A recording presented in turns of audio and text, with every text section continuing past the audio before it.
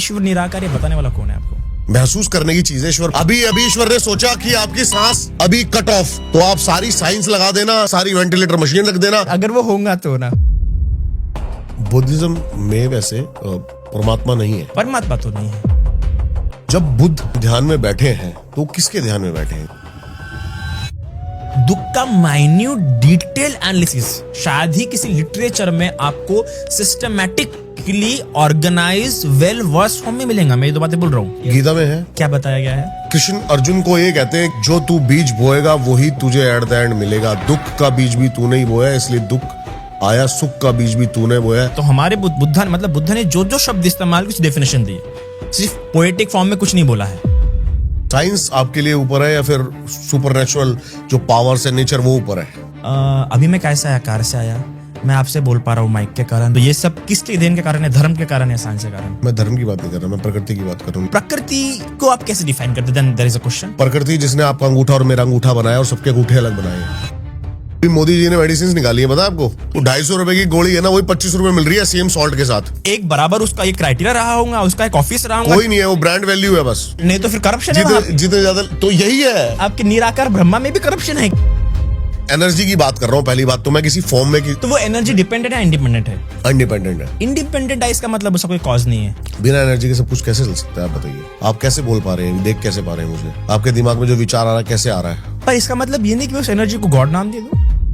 जैसे कि बुद्ध में बताया गया है कि दीवारों के आर पार जाया जा सकता है, आसमान में हो सकता है, पानी पे चल सकता है। ये तो साइंस के खिलाफ है। दीवार के आर पार कैसे हो सकती है बॉडी? मैंने कहा था ना, आप लोग बोलोगे जरूर धूमले लोग होते हैं ये लोग। ये जो आप सारी बात बता रहे हो ना, ये सब मैंने कहा ना, डायरेक्टली इनडायरेक्टली गीता में सब है। मतलब आप ये क्यों प्रूफ करना चाह रहे हैं कि हर चीज गीता में दिया है?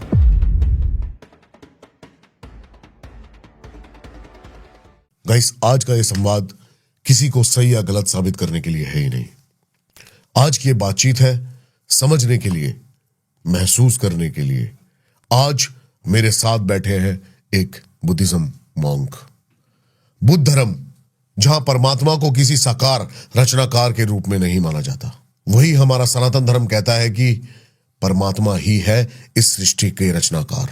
वही आदि है और वही अंत है। लेकिन इस पूरी बातचीत में एक बात सबसे जरूरी है, वो है सम्मान।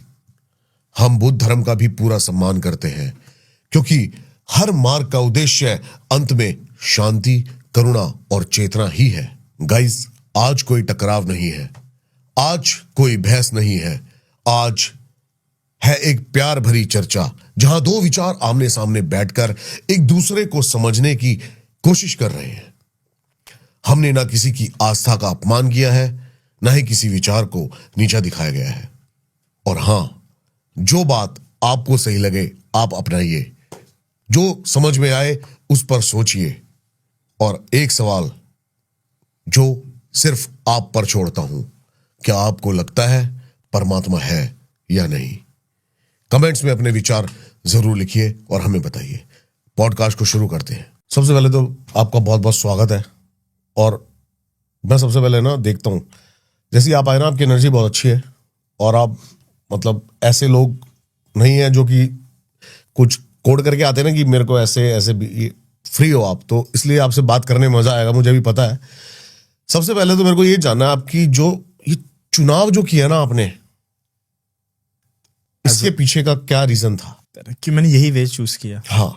कैसा है कि मैं पहले से थोड़ा सा मतलब ऐसा, मुझे 9 to 7 वाली लाइफ नहीं जीनी थी, तो मुझे हमेशा से एक्सप्लोर करना पसंद था कि नहीं। और दोस्तों में उतना इन्वॉल्व था नहीं मैं, और मामाज बॉय, तो दोस्तों ज़्यादा इन्वॉल्व था नहीं, ज़्यादा कोई रोकने वाला था नहीं। तो जब पता लगा कि ऐसी भी एक लाइफ है, फॉर एग्जांपल, क्योंकि हमारे नागपुर में ऐसा होता है कि 10 days के लिए आप मंक बन सकते हैं। तो ऐसा समर कैंप कैसा होता है, समझ गया मैं, वो जो मेडिटेशन सेंटर्स होते हैं, हाँ, वो अलग हो जाता है। और स्पेशली मंक्स होते हैं जो 10 days के लिए ऐसे कैंप लेते हैं दिवाली की छुट्टियों में, जब बच्चों को छुट्टी होती है, या समर वेकेशन में 10 दिन के लिए बनाते हैं। तो जब 8th में था, तो 8th के समर वेकेशन मेरा भाई बना था। फिर मुझे भी था कि छोटा भाई बना है तो मैंने भी बनना चाहिए 10 के लिए, वो भी लाइफ जी के देखनी चाहिए कैसे होती है मंकहुडनेस। और एज अ बुद्धिस्ट, तो वो होना, एज अ बुद्धिस्ट फैमिली में मेरा जन्म हुआ था। फिर नेक्स्ट इसमें अगले साल मैं बन गया। अगले साल मैं बना तो कैसा हुआ कि कुछ रूल्स होते जो फॉलो करने पड़ते हैं। तो मोस्टली रूल्स फॉलो करते थे, पर एक रूल गाना गाने का अलाउ नहीं था। क्या क्या रूल्स होते हैं पहले बताइए। डिपेंड करता है कि आप आपका कौन सा पोजीशन है, आप किस तरह पे हो, कौन से लेवल पे हो। बिगनर्स लेवल पे हो तो बिगनर्स लेवल में हम उसे कहते हैं, एक होता है अनागारिक जिसमें व्हाइट पहनते हैं, यही होता है बट व्हाइट पहनते हैं, जिसमें वो घर छोड़ के रहता है और सीखता है, मंक्स के सेवा में रहता है, वो नॉट मंक्स के सेवा में बट कि मोनेस्ट्रीज वगैरह मैनेज करने में, साफ सफाई करने में रहता है अनागारिक। तो उसके होते हैं कुछ प्रिसेप्ट्स, कुछ 10 बातें होती है। फिर होते हैं शामनेर, जो ऐसे सेम कपड़े होते हैं पर उनके सिर्फ 10 शील होते हैं, 10 प्रिसेप्ट्स होते हैं, 10 नियम उनको फॉलो करने पड़ते हैं। उन 10 नियमों में सबसे पहला होता है कि वो हिंसा नहीं करेगा, झूठ नहीं बोलेगा, चोरी मतलब बिना द्विज लेगा नहीं। इसके अलावा ब्रह्मचर्य का फॉलो करेगा, नाच गाना ना सुनेगा, ना देखेगा, ना ही मतलब मेकअप वगैरह करेगा। इसके अलावा ऊंचे आसन पे ना बैठेगा, ना सोएगा, और 12 के पहले ही खा लेगा वो दिन में। और ये सारे उसके 10 प्रिसेप्ट्स हो जिसको फॉलो करने पड़ते हैं। इसके साथ प्लस 75 डिसिप्लिनरी कुछ बिहेवियरल उसके रूल्स होते हैं जिसमें उसको फॉलो करना पड़ता है कि बैठना कैसे है, देखना कैसे है, चलना कैसे है ना। अगर किसी गृहस्थ के घर में आप जा रहे हो तो वहाँ पे कैसे बैठेंगे, किस प्रकार से संभाल के बैठना है, किस प्रकार संभाल के बोलना है, किस प्रकार के शब्द इस्तेमाल नहीं करने।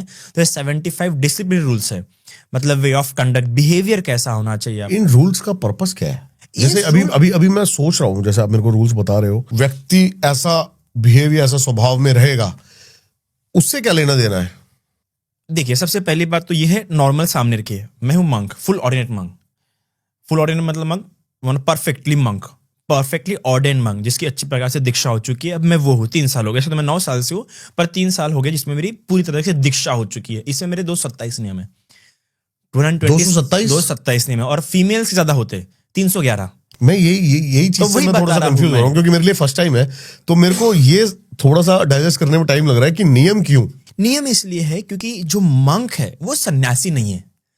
उस सन्यासी क्या होता है, उसको समाज से परहेज नहीं, उसे समाज क्या कहता है, समाज से उसे कोई मतलब नहीं है सन्यासी को। लेकिन मंक एक टोटली डिपेंडेंट होता है सोसाइटी पे। उसका जो भोजन है वो सारा कहां से आएगा, सोसाइटी से आएगा, खुद बना नहीं सकता, उसको सोसाइटी पे डिपेंड रहना पड़ेगा। और जब आपका सोसाइटी पे डिपेंड है तो सोसाइटी का क्रिटिज्म आपकी लाइफस्टाइल बहुत इंपैक्ट करेगा। तो सोसाइटी का आप पे ज्यादा क्रिटिज्म ना हो।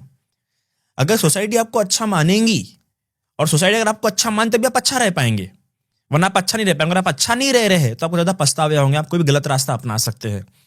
तो हमारी जो लाइफ होती है पूरी सोसाइटी पे डिपेंड होती है, नॉर्मल ले पर्सन पे डिपेंड होती है, इसलिए उनके नजरों में हमें रहना बहुत जरूरी है। तो ज्यादातर हमारे जो नियम बने, समाज हमारी आलोचना ना करे, हमारी जीवन शैली कारण, हमारे शब्दों की शैली के कारण, हमारे व्यवहार के शैली के कारण किसी को नुकसान ना हो, किसी को आपत्ति ना हो, किसी को आलोचना ना हो, इसलिए ज्यादातर नियम है।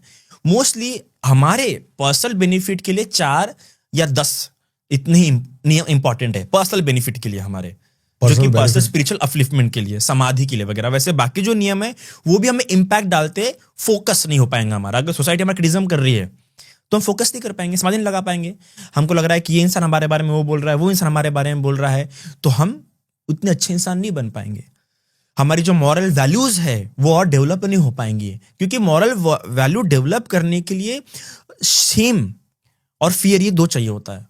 जितना अच्छा आपका शेम और फियर मजबूत होगा आपके कॉन्शियसनेस में, उतना ही ज्यादा आप वेल बिहेव रहेंगे, उतना ही आप डेवलप रहेंगे, उतना ही आप कल्चर्ड रहेंगे, है ना। तो कल्चर रहने के लिए 2 बातें आवश्यक होती है, और ये 2 बातें नहीं है तो आप कोई भी अच्छा मॉरली पाथ अपना नहीं सकते हैं। ठीक है, बुद्धिज्म में वैसे परमात्मा नहीं है, ऐसा है? परमात्मा मतलब परमात्मा नहीं है, ईश्वर नहीं है, मतलब ओमनीपोटेंट गॉड। ओमनीपोटेंट गॉड मतलब सर्वशक्तिमान ईश्वर की संकल्पना नहीं है, देवों की है, देवताओं कोई की है। आकार नहीं है, हाँ, कोई शेप नहीं है। शेप नहीं, शेप नहीं बोल सकते। सर्वशक्तिमान जिसने दुनिया बनाई है, अच्छा, those who is a controller of whole world, जिसके पास पूरी शक्ति है, उसने अपने इससे बनाया, the one independent cause। तो बुद्धिज्म का मानना है कि ऐसा कोई भी एक सर्वशक्तिमान ईश्वर की संकल्पना बुद्धिज्म एक्सेप्ट नहीं करता है, क्योंकि उसकी जो थ्योरी ऑफ डिपेंडेंसी है उसमें ऐसी कोई चीज उसको मिली ही नहीं। जब उसे थ्योरी ऑफ डिपेंडेंसी दी कि हर चीज डिपेंडेंट है, कॉजेशन की जब थ्योरी दी, जब आप कॉजेशन को मान रहे तो आपको ईश्वर मान ही नहीं सकते आप। तो ये कॉज किसी भी एक चीज से नहीं होता है, जब कॉज एक्शन हो रहा है, कॉज के कारण कोई एक्शन प्रोड्यूस हो रहा है, तो वो कॉज भले ही आपको एक पोटेंट कॉज होगा, उसमें एक मूल कारण होगा, पर वो मूल कारण को भी सपोर्ट कई सारे कारण होते हैं।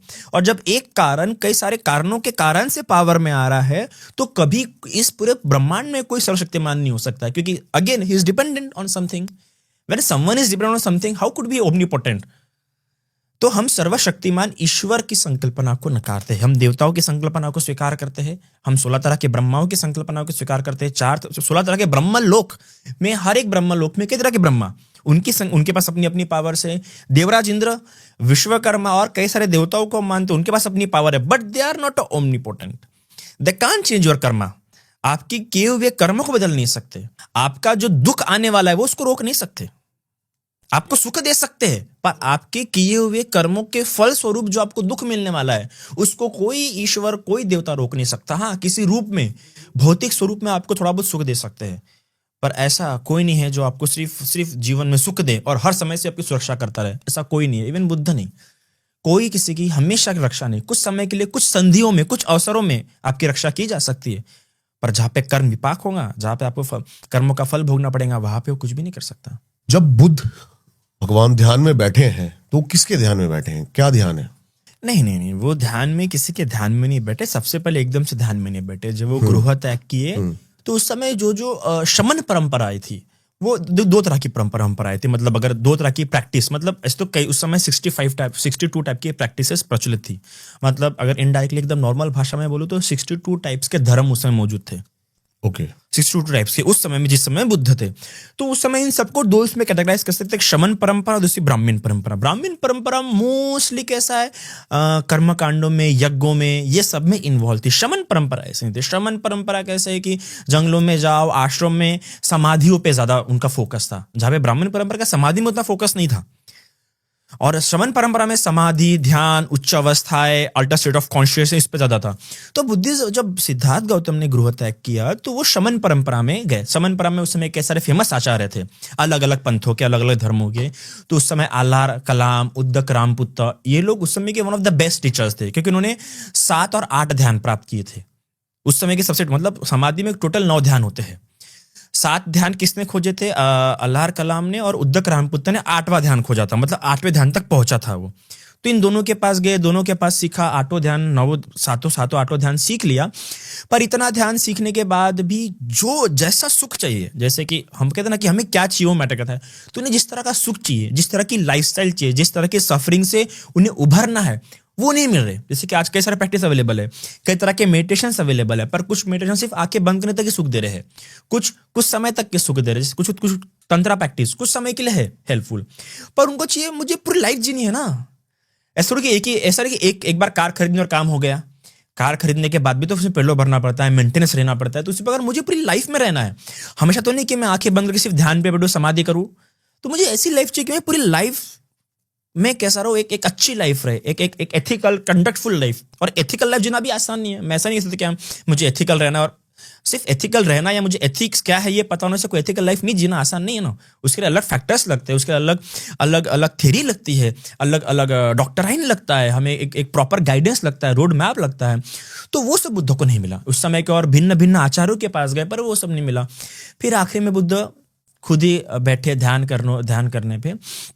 कई तरह के से ध्यान किया, अलग अलग मुद्राएं भी ट्राई की उन्होंने। जैनिज्म की भी कुछ मुद्राएं ट्राई की, जैनिज्म के भी कुछ मेडिटेशन अपनाए, पर उनको जैसा चाहिए वैसा नहीं मिल रहा। एक दिन क्या हो गया कि सुजाता, क्योंकि उनका ऐसा ध्यान करते करते उन्हें लगा कि ज्यादा कठोर करूंगा तो मिलेगा। हमें होता है ना कि ज्यादा स्ट्रगल करेंगे, ज्यादा लिमिट्स क्रॉस करेंगे, बाउंड्रीज के ऊपर जाएंगे, तो ज्यादा उनको वैसा ही लगा, उन्होंने वैसा ही किया।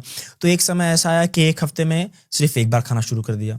फिर एक हफ्ते में इतना कम करते करते, मतलब धीरे धीरे कम मात्रा में आए, फिर उन्होंने सिर्फ क्या लिया, 1 दाना चावल का। एक हफ्ते में एक से उस पर रहेंगे। इतना ध्यान करते करते वो इतने पतले हो गए थे, क्या बताएं। फिर एक दिन पास ही गाँव की सुजाता नाम की स्त्री थी, उसका था कि वो हर वैशाख पूर्णिमा को वैशाख पूर्णिमा नहीं, दूसरी पूर्णिमा, उनका नाम याद नहीं आ रहा, तो खीर चढ़ाती थी। तो जब खीर ले गई वहां पे, तो वहां पे सिद्धार्थ गौतम बैठे हुए थे। उसको उन्होंने खीर दान दिया, और खीर दान देने के बाद जब उन्होंने खीर का सेवन किया, तो खीर पेट में जाने के बाद उनको जो अनुभूति हुई, अरे यह भी तो एक सुख है ना। मैं कितना टोक तक गया था, अपने आप के कितना यहाँ तक गया, पर यहाँ भी तो सुख है। फिर वो होने के बाद उन्होंने जब ध्यान करना शुरू किया तो ध्यान करने की जो प्रोसेस है फिर चेंज किया। मेडिटेशन क्या है? मेडिटेशन एक तरह का थिंकिंग भी है। सिर्फ मेडिटेशन किसी एक ऑब्जेक्ट पे ध्यान लगाना नहीं होता है ना, वो एक तरह की थिंकिंग भी होती है। फिर जब रात को ध्यान, वैशाख पूर्णिमा को रात को ध्यान करने बैठे और ये ध्यान करने बैठे कि मेरे अगर नसों का रक्त भी सूख जाए तो भी मैं अपने ध्यान से उठूंगा नहीं, आज तो मैं संबोधि प्राप्त करके ही उठूंगा। फिर वो बैठे, फिर रात के 3 प्रहरों में उन्हें एक एक ज्ञान प्राप्त हुआ और 3 प्रहर होने के बाद सुबह सुबह उनको संबोधि, जिसे हम बुद्धत्व कहते हैं, वो प्राप्त हुई है। तो रात का पहला 3 घंटे का एक प्रहर होता है। ऐसे कितने 3 प्रहरों में, रात के पहले प्रहर में उन्हें हुआ पुब्बे निवासम सती ज्ञान। ये पहले प्रहर में उन्हें प्राप्त हुआ, जिसमें उन्होंने अपने पहले के जन्म देखे कि मैं इस जन्म में ये था, उस जन्म में वो था, उस जन्म मेरा ये नाम था, ये गोत्र थी, मेरी ये पत्नी थी, मेरा ये था, ये सब। फिर दूसरे प्रहर में उन्हें हुए दिव्य चक्षु उत्पन्न। दिव्य चक्षु में उन्होंने क्या देखा कि कौन से कारण से मेरा वहां जन्म हुआ, कौन से कारण से मुझे ऐसी पत्नी मिली, कौन से कारण से मुझे वैसा भाई मिला, कौन से कारण से मैं गरीब कुल में पैदा हुआ, कौन से कारण से मैं श्रेष्ठ कुल में पैदा हुआ। फिर उसका ज्ञान आया। तो पहले ज्ञान में उनको ये हुआ कि संसार बहुत लंबे समय से चल रहा है और मैं कितना भी अमीर क्यों ना रहूं, कितना भी गरीब क्यों ना रहूं, मैं किसी भी धर्म में क्यों ना रहूं, मैं किसी भी तरह की प्रैक्टिस क्यों ना करूं, सुख तो भोग रहा हूं पर दुख भी हर जगह भोग रहा हूं। तो पहले नॉलेज में उनको ये हो गया कि दुख तो है, चाहे मैं कहीं भी रहूं, किसी भी योनि में रहूं, चाहे पशु योनि में रहूं, ब्रह्म योनि में रहूं, देव योनि में रहूं या मनुष्य योनि में रहूं, एट दिन दुख का हर जगह है।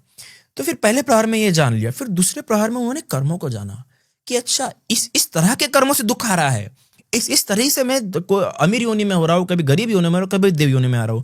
फिर तीसरे प्रहर में उन्हें हुआ पटिच्च समुत्पाद, द लॉ ऑफ डिपेंडेंसी, कि किस प्रकार से कर्म फ्रूट प्रोड्यूस करते हैं, किस प्रकार से cause and action, causation work करता है और कैसे दुख अराइज हो रहा है। दुख का माइन्यूट डिटेल एनालिसिस शायद ही किसी लिटरेचर में आपको systematically organise well verse form में मिलेगा। मैं ये 2 बातें बोल रहा हूं, शायद ही वर्ल्ड के किसी लिटरेचर में आपको दुख के बारे में well organised, well versed, systematic process मिल सकती है। शायद गीता में है, गीता में सिस्टमैटिक तरीके से कैसे उत्पन्न होता है। मैं बताता हूं। कृष्ण अर्जुन को ये कहते हैं कि 3 शक्ति है अर्जुन, ना कोई परमात्मा है ना कोई शैतान। पहली शक्ति, जो तू बीज बोएगा वही तुझे एट द एंड मिलेगा। दुख का बीज भी तूने ही बोया इसलिए दुख आया, सुख का बीज भी तूने बोया। जो हमारी बात शुरू हुई थी ना कि एक नहीं है वो करने वाला,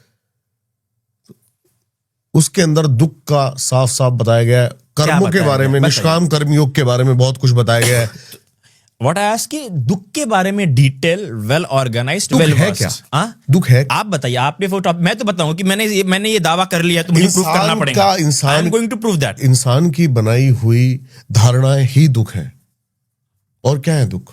आप पहले गीता का मुझे बता दीजिए, फिर मैं तो बुद्धिज्म का बताऊंगा। मैं बता ही रहा हूँ, गीता में यही बताया गया है। क्या बताया गया है? कि इंसान की बनाई हुई धारणा ही दुख है। इंसान की बनाई हुई धारणा, हाँ, धारणा दुख है। क्या दुख है? आज के समय डेफिनेशन दे रहे हैं। अभी हम दोनों यहाँ बैठे हैं। नहीं, मैं बताऊंगा। हाँ, क्योंकि मैंने क्या मैंने 2 शब्द कहा बुद्धिज्म के बारे में। वेल वर्स्ड, पहले कहा मैंने वेल वर्स्ड, ठीक है।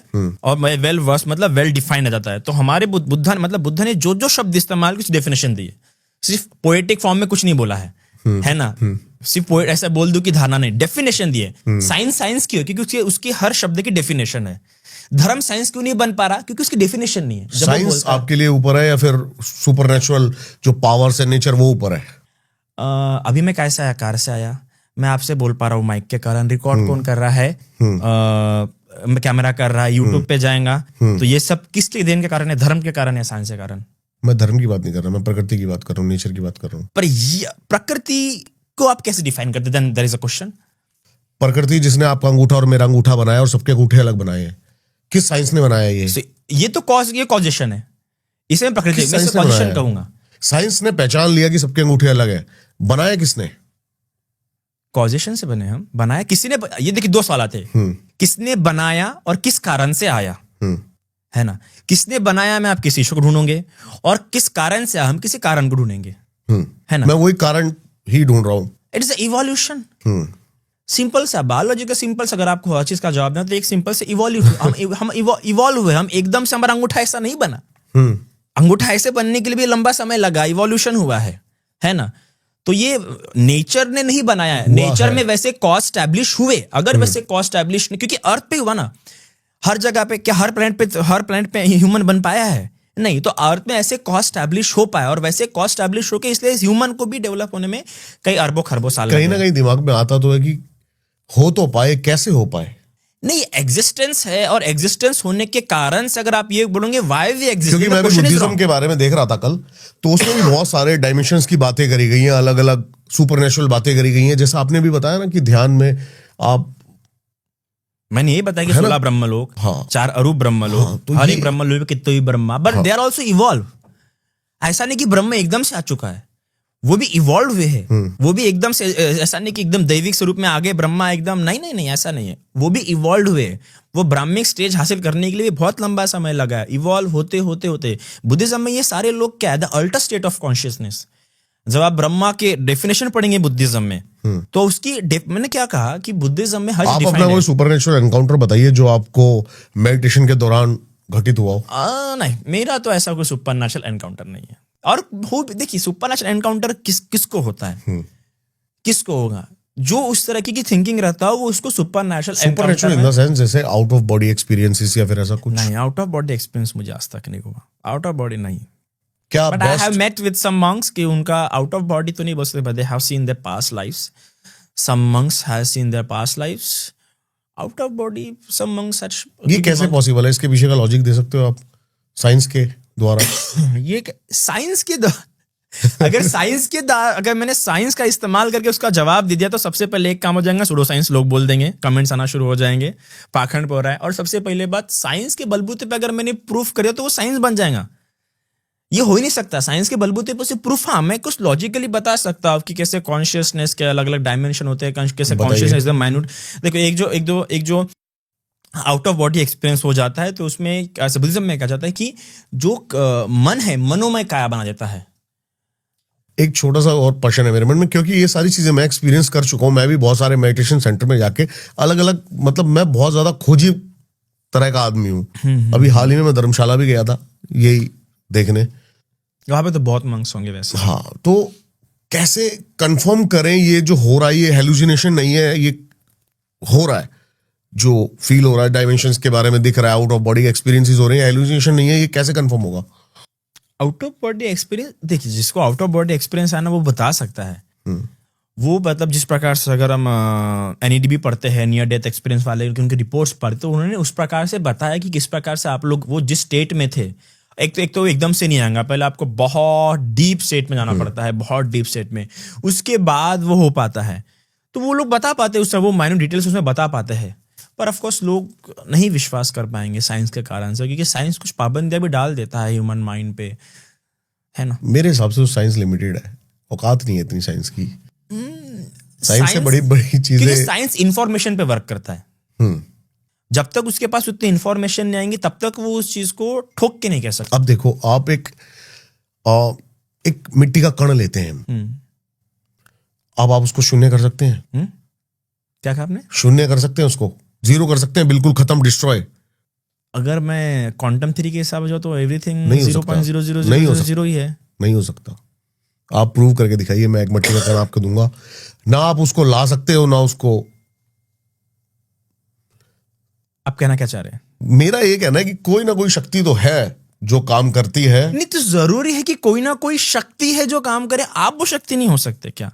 मेरे अंदर भी वो बुद्धिज्म में भी कई सारे पैरानॉर्मल एक्टिविटीज है। बुद्धिज्म में भी कई सारे पैरानॉर्मल एक्टिविटीज, सुपर, जैसे कि बुद्धिज्म में बताया गया है कि दीवारों के आर पार जाया जा सकता है, आसमान में उड़ सकता है, पानी पे चल सकता है ना, एक जगह से गायब होकर दूसरी जगह पे प्रकट हो सकता है, 1 से 100 बन सकता है, 100 पूरा नारुतो, ठीक है, 1 से 100 बन सकता है, 100 से 1 बन सकता है, सब भी बुद्धिज्म में बताया। और कैसे हो सकता है वो भी बताया गया है। थोड़ा सा इसी के बारे में बात करते हैं, क्योंकि मेरे को बड़ा इंटरेस्ट है सुपरनेचुरल बातें करने में। हाँ, नहीं आपका पॉडकास्ट, और मुझे उसी बात का डर था कि ये मुद्दा ना शुरू हो। मुझे इस बात के लिए बिल्कुल भी फेमस नहीं होना है, लिटरली इस बात के लिए मुझे बिल्कुल भी फेमस नहीं होना है, क्योंकि आपके चैनल में ज्यादातर ऐसी ही बातें होती है। सो वो पहला फ्लो काफी अच्छा था कि बुद्ध कैसे प्राप्त हुई, फिर दुख क्या है, वो भटक गए हम टॉपिक से। थोड़ा सा हम नहीं उस पर दोबारा आएंगे, क्योंकि मेरे को ये जानना है अब मैं आपके अंदर भी जाऊंगा अभी थोड़ा सा। सबसे पहले तो सुपर नेचुरल आप बातें कर रहे हो, जैसे हिंदुइज्म में सनातन में तंत्र के द्वारा बहुत सारी चीजें कर सकते हैं, ऐसे ही आपने बताया कि पानी पे चल सकते हैं, दीवार के आर पार जा सकते हैं, क्या मतलब इसके पीछे कोई मंत्र काम करते हैं क्या, मतलब है क्या? बुद्धिज्म में मंत्रों की जो प्रैक्टिस है वो इस चीज के लिए नहीं है। बुद्धिज्म में भी कुछ मंत्राज है, बट वी डोंट से मंत्राज, हम मंत्र वर्ड इस्तेमाल नहीं करते हैं। लेकिन बुद्धिज्म में ऐसी प्रैक्टिसेस है, पर वो मेडिटेशन बेस्ड प्रैक्टिस है, जिसमें कि स्पेशली बुद्धिज्म में 10 प्रकार के कसीन बताए गए हैं। ओके। मेडिटेशन के ऑब्जेक्ट्स बताए गए हैं। उन 10 पे आपको अच्छी प्रकार से प्रैक्टिस करना पड़ता है। जब आपकी अच्छी प्रकार से प्रैक्टिस हो गई, उन 10 हर एक कसीन मतलब ऐसे जैसे कि लाइट एक कसीन हो गया, इसको हम एक कसीन बोलते हैं। पृथ्वी एक कसीन हो गया, जल एक कसीन हो गया, वायु एक कसीन हो गया, येलो कलर एक कसीन हो गया, ब्लू कलर एक कसीन, ऐसे कितने 8 से 10 कसीन है। उन हर एक कसीन पे आपने कम से कम 8 ध्यान आपको डेवलप करता आना चाहिए। 8 ध्यान होते हैं, 8 ध्यानंग होते हैं। पहला प्रथम ध्यान, द्वितीय ध्यान, तृतीय ध्यान, चतुर्थ ध्यान, पंचम ध्यान, छठम ध्यान और सातवां, ऐसे 8 ध्यान होते हैं। हर एक कसीन के आधार पर आपको 8 ध्यान उत्पन्न करता आना चाहिए। ऐसे जब 10वें के 10वें कसीन के आधार पर आप 8 ध्यान उत्पन्न कर सकते हैं, फिर आपको ये 564 इतने बार उसकी प्रैक्टिस करनी पड़ती है, ऊपर से नीचे, नीचे से ऊपर। जब इतना आप उसमें प्रैक्टिस करना सीख जाते हैं, फिर उसके बाद से आपकी प्रैक्टिस शुरू होती है रिद्धि बल। ठीक है, लेकिन जैसे आपने बताया पानी पे चलना या दीवार के आर पार जाना, ये हमारी चेतना जाती है, क्योंकि ये बॉडी तो इम्पॉसिबल है जाना। क्यों बॉडी इम्पॉसिबल है? ये तो साइंस के खिलाफ है। कहा साइंस? जब साइंस खुद कह रहा है, जब क्वांटम साइंस कह रहा है कि जब क्वांटम साइंस कह रहा है कि 0.00% मैटर है, अगर हम उसको पूरे एक बॉल में लाए तो आज मतलब यूनिवर्स का पूरा जो मैटर है वो पूरा एक बॉल में आ सकता है, गेंद के बराबर आ सकता है। मेरे ख्याल से है ना ये साइंस का स्टेटमेंट? तो स्टेटमेंट नहीं है, साइंस के स्टेटमेंट डिफाइंड होते हैं। आज तक ये हुआ थोड़ी है, लेकिन पर साइंस कह रहा है ना कि जो क्वांटम साइंस, मैं जनरल साइंस की नहीं बात कर रहा, मैं नॉर्मल साइंस की बात नहीं कर रहा, जनरल फिजिक्स की बात है, मेरा क्वांटम फिजिक्स की बात कर रहा हूँ। क्वांटम फिजिक्स के आधार पर यह कहा जाता है कि ये जो पूरा मैटर है, जितना मैटर एग्जिस्ट करता है, उस पूरे मैटर को हम इतने इसमें क्या सैचुरेट कर सकते हैं, इसके बीच में इतनी स्पेस है। मतलब normally, let me complete this statement, मतलब एक छोटे से इसके अंदर भी बहुत स्पेस है। वो आपकी बात ठीक है। जैसे सनातन में भी बताया गया है कि हमारी जो बॉडी है वो 5 तत्वों से बनी हुई है। बुद्धिज्म सिर्फ 4 तत्व मानता है। ओके, तो जो धरती और पानी है, ये इम्पॉसिबल है ये कर पाना, जो कि तो बुद्धिज्म, आप देखिए, हिंदुइज्म धरती और पानी के रूप में मैटर मानता है हिंदुइज्म। बुद्धिज्म मैटर को वैसे नहीं मानता है। बुद्धिज्म तेजो, हीट है ना, वायु, ठीक है, वायु एयर, ठीक है, और जल। मतलब देखो, बुद्धिज्म हर इसको 2-2 कैरेक्टर के रूप में देखता है। मतलब समझ जाइए, अभी इसमें क्या है, इसमें सभी कुछ है। अगर ये भी नॉर्मल चीज होंगी तो इसमें तेजो है, वायु है, आपो है और पृथ्वी, सभी है इसमें। पर ये ठोस इसलिए क्योंकि डोमिनेंस क्या है इसमें, डोमिनेंस पृथ्वी का ज्यादा डोमिनेंस है। इसमें 4 तत्व है, पर इसमें डोमिनेंस पृथ्वी का होने के कारण ये ठोस लग रहा है। ठीक है, हमारी त्वचा, यहाँ पे उतना डोमिनेंस नहीं है, किसका, तो पृथ्वी धातु का, तो इसलिए यहाँ पे थोड़ी सी शीतलता है। तो एक ही जगह पे चारों के चारों एलिमेंट्स रहते हैं बुद्धिज्म के हिसाब से। तो जब कोई इंसान, देखिए, जब किसी को दीवारों के आर पार जाना होता है तो किस कसीन का हेल्प लेता है? वो स्पेस कसीन का हेल्प लेता है। वो स्पेस कसीन का हेल्प लेते हुए दीवारों के आर पार जाता है। किसी को पानी पे चलना होता है तो वाटर कसीन का, एयर कसीन का हेल्प लेते हुए पानी पे चलता है, या वाटर कसीन का हेल्प लेते हुए वो पर्टिकुलर कसीन का, और अपने भी बॉडी के मैटर्स को उस प्रकार से एडजस्ट करता है। अभी देखिए, जिसने रिद्धि बल हासिल कर लिया है वो साइंस साइंटिफिकली नहीं करता। वो सिर्फ बोलेगा यहाँ पे स्पेस हो जाए, उसके लिए स्पेस हो जाएंगे, और बाकी को स्पेस नहीं दिखेंगी। उसको पूरी स्पेस दिख रही है। जो दीवारों के आर पार जा रहा है ना, वो उसने सिर्फ सोचा है कि यहाँ पे स्पेस हो जाए, तो उसके लिए स्पेस हो जाएंगी और वो आर पार चला जाएगा। पर वो स्पेस जो बाजू में खड़ा है उसको स्पेस नहीं दिखेंगी, क्योंकि उसका कॉन्शियस ऑब्जर्वेशन, जिस प्रकार से इसमें भी कहते हैं ना अपन, ऑब्जर्वर इफेक्ट साइंस में, क्वांटम साइंस में बोला जाता है, तो उसके लिए वो वैसा दिखता है कि यहाँ पे दरवाजा बन चुका और वो आर पार जा रहा है। तो जब वो परसीव कर रहा है कसीनों का इस्तेमाल करके, तो उसकी कॉन्शियस पावरनेस, क्योंकि कॉन्शियसनेस क्या है, अभी कॉन्शियसनेस भी 6 तरह के बुद्धिज्म में, आई कॉन्शियसनेस, ईयर कॉन्शियसनेस, मतलब 6 इंद्रियों के अपने 6 कॉन्शियसनेस। अभी आई कॉन्शियसनेस कैसे उत्पन्न होता है? जब लाइट आपके आई पे गिरेंगी, मतलब 3 चीजों के मिलने से, क्योंकि बुद्धिज्म में कॉन्शियसनेस एक इमर्जेंट फिनोमेना है। ठीक है, तो ये कब उत्पन्न होगा? जब लाइट रहेंगी, चक्षु होगा, और ये जब स्पर्श करेंगे तब चक्षु विज्ञान मतलब आई कॉन्शियसनेस होगा। तो आई कॉन्शियसनेस परसीव भी ऑब्जेक्टिवली सपोर्टेड होके, डिपेंडेंट होके अराइज हो रहा है। तो इसलिए जब वो किसी ऑब्जेक्ट को देख रहा है तो वो ऑब्जेक्ट को भी कंट्रोल कर रहा है अपने कॉन्शियसनेस के आधार पर, इसलिए वो उसके आर पार हो पाता है। मुझे पता है आपको नहीं समझाऊंगा। नहीं, मुझे समझ में आ रहा है। समझा? ओके, हाँ। That's a great thing. ये जो आप सारी बात बता रहे हो ना, ये सब मैंने कहा ना, डायरेक्टली इनडायरेक्टली गीता में सब है। मैं 100% बताता हूँ, गीता में तो नहीं होगा, पर उसके गीता में एक्सप्लेनरी लिटरेचर में होगा। अर्जुन कृष्ण से कह रहा है कि मैं आपको कहां कहां देख सकता हूं, क्योंकि औकात नहीं है उसकी, वो देख ही नहीं पा रहा कि सामने कौन खड़ा है।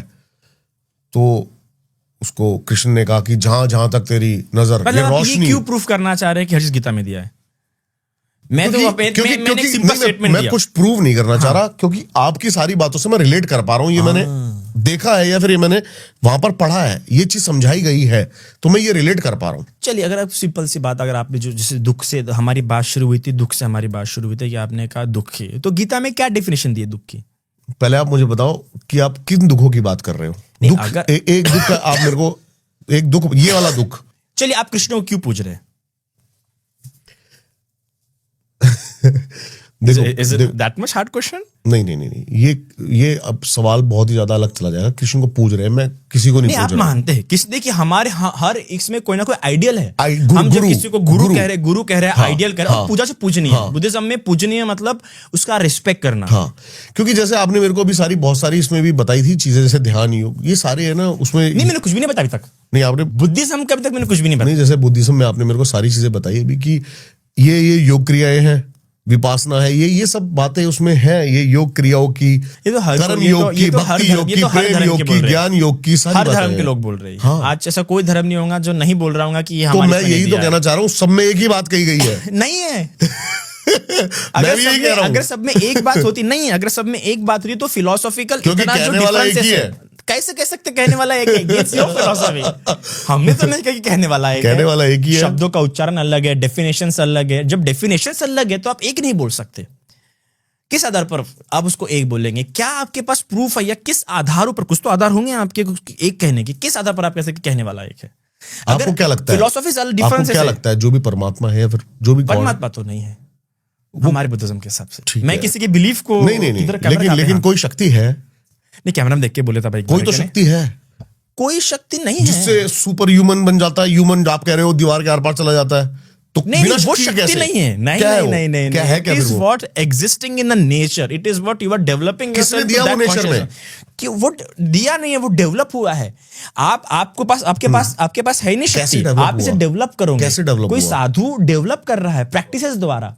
नहीं क्या जैसे कि आप फॉर एग्जांपल कोई स्टडीज कर रहा है, तो उसको दिया नहीं, वो डेवलप कर रहा है उसमें अपने आप को। स्किल्स व्यक्ति डेवलप करते कई सारे लोग। आप डेवलप, इसलिए बुद्धिज्म में भावी तब्बंग, बहुलिक तब्बंग, ये दो शब्द बार इस्तेमाल किए। भावी तब्बंग, बहुलिक तब्बंग। डेवलप करने की बात कर रहे हो? नहीं, देखिए बुद्धिज्म में हर चीज, बुद्धिज्म एक प्रैक्टिस बेस्ड रिलीजन होने के कारण से दो शब्द बुद्धिज्म में बार बार हर टीचिंग में बुद्ध जो भी प्रवचन देंगे उसमें दो शब्द बोलेंगे, भावी तब्बंग, बहुलिक तब्बंग।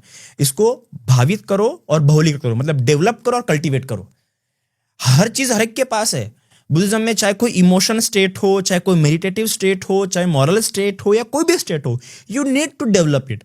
आप इसको एक कई लिमिट्स तक डेवलप कर सकते हैं। मैं वही बात कर रहा हूं आपसे। आप जो बात डेवलप कर रहे हो, क्या डेवलप कर रहे हो? स्किल या कुछ भी डेवलप कर रहे हो ना, वो स्किल ही की मैं बात कर रहा हूँ। वो स्किल कहां से आ गई? ये तो ऐसी बात होगी कि ह्यूमन एकदम, अगर आप इवोल्यूशन को मान रहे हैं तो आप ऐसा नहीं बोल सकते कि किसी ने दिया है। इवोल्यूशन मतलब वो चीज पहले से चीज नहीं थी। आप मेडिटेशन करते हो। Now let me discuss this argument। ठीक है, अभी आप कह रहे हैं कि अगर आप कह रहे हैं कि वो चीज पहले से थी, दी गई है, तो फिर आपको इवोल्यूशन नकारना पड़ेगा। सिर्फ एक ही आर्गुमेंट काफी है। अगर आप इवोल्यूशन को मान रहे हैं तो इसका मतलब आपको मानना पड़ेगा वो चीज पहले नहीं थी, धीरे धीरे करके वो चीज अस्तित्व में आई, जैसे कॉज एस्टैब्लिश हुए। और जब इवोल्यूशन को मान रहे तो आप किसी दाता को, किसी सर्वशक्तिमान को मान नहीं सकते।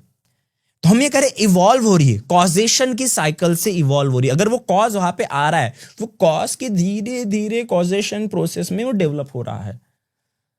कोई जरूरत, जैसे कि मैं आपको साफ साफ कह रहा हूं कि सिंपल सी बात, अभी आप कृष्ण जी को पूछते हैं तो आप किस लिए, क्या आप देखते हैं उनमें कुछ ना कुछ तो खास होंगे जिसके कारण से आपको बुद्ध ज्यादा कृष्ण लुभाते हैं, या किसी और का कृष्ण ज्यादा लुभा रहे हैं आपको? अब देखिए गांधी जी को राम लुभाए, है ना, कृष्ण उनको उतने लुभाए जितने राम उनको लुभाए, इससे रघुपति राघव राजा राम। उसी प्रकार बाबा साहेब को, डॉक्टर बी आर अम्बेडकर को सबसे ज्यादा बुद्ध लुभाए, है ना। तो फिर आपको क्यों इतने लुभाए कृष्ण? कोई रीजन रहा होगा? इसको मैं थोड़ा सा आपको ना एक्सप्लेन करके समझ। बेटा, बाप, दादा, ठीक है। जब बेटा आया तभी बाप की पहचान हुई, यानी कि इंसान जब मनुष्य आया तो उसने पहचाना कि क्या शक्ति है। भगवान को जब भी पूजा गया तो इंसान अगर नहीं होता तो भगवान को कौन पूछता? ये उदाहरण जमा ही नहीं आपका कि सुनो बेटा तो, आप पूरा सुनो तो। कृष्ण के अंदर भी वही है, बुद्ध के अंदर भी वही है, नानक के अंदर भी वही है, कबीर के अंदर भी वही है, जिसको मैं बात कर रहा हूं निराकार ब्रह्म की। निराकार ब्रह्म सगुण या निर्गुण है? अब ब्रह्म कौन है?